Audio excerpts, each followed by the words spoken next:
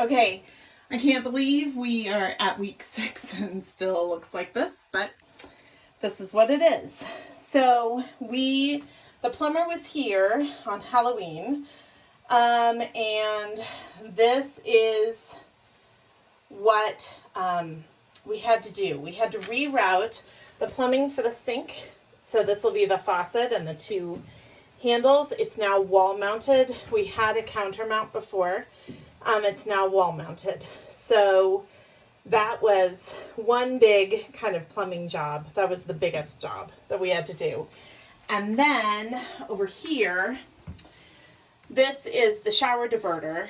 And it had to be replaced. The one that we had before was really, truly terrible.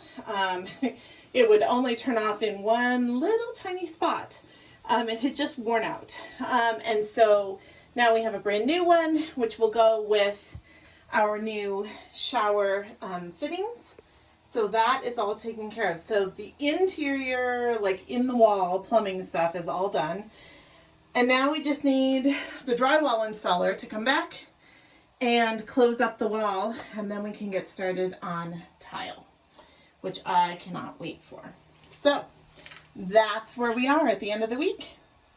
Cheers!